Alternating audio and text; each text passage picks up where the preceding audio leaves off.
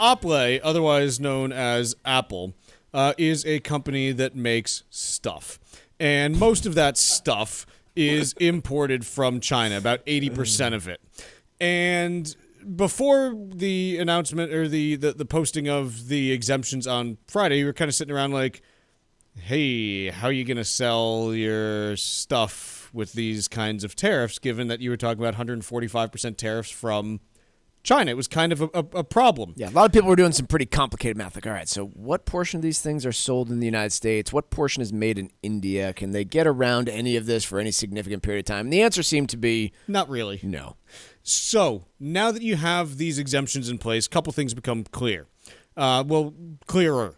The first is that you still have the baseline 20% tariffs on Chinese imports that are in place. That is something that the president specified over the weekend, is that this was simply an exemption from the reciprocal matters, not from the baselines that are already out there. Okay.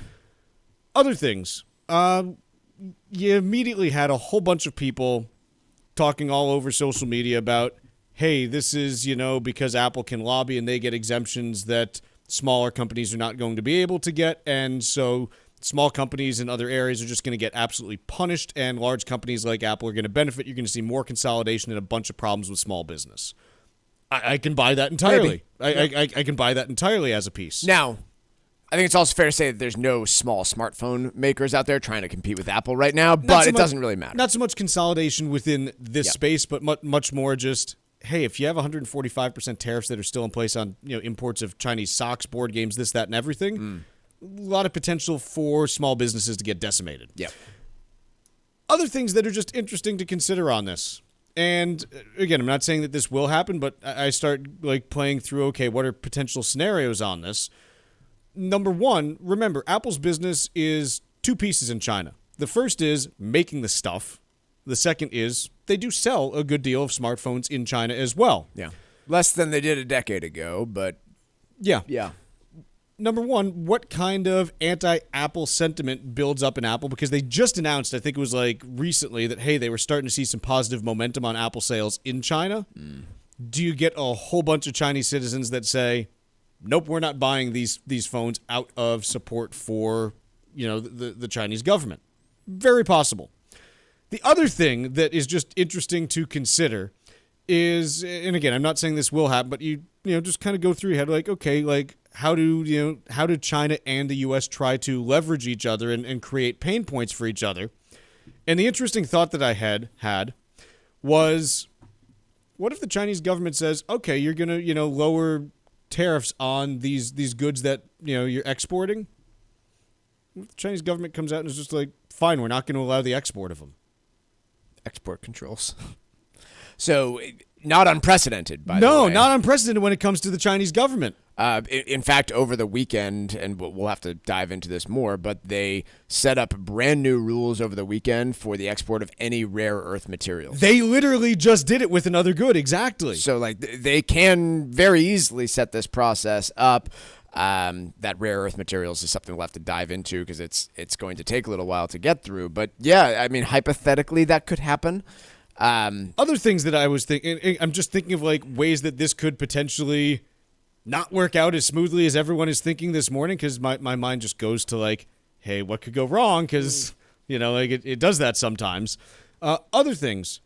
So when you think about how Apple ships its phones, they don't load them onto airplanes and send them. They send them on big, old container ships. Yeah. Mike, are you ever going to have an entire container ship loaded up with iPhones?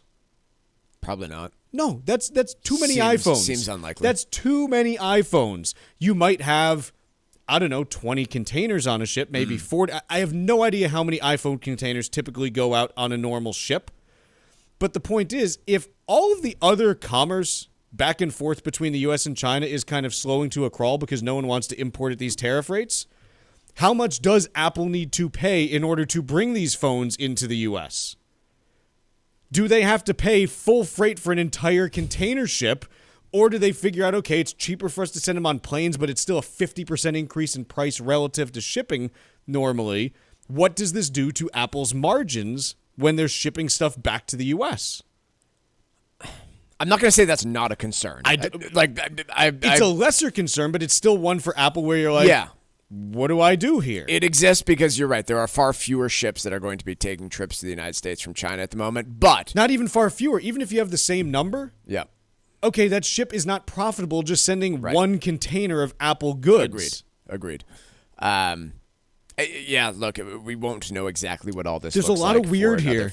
In another few weeks. And again, I think the biggest piece to all of this that we are just now starting to understand is how China intends to retaliate. And asymmetrically, and that rare earth piece is so critically important here because they don't rely on the United States for selling this stuff. There is plenty of demand across the globe for high-tech magnet material and all sorts of wild stuff that goes into our missile defense systems and just things that you don't think about and take for granted every day.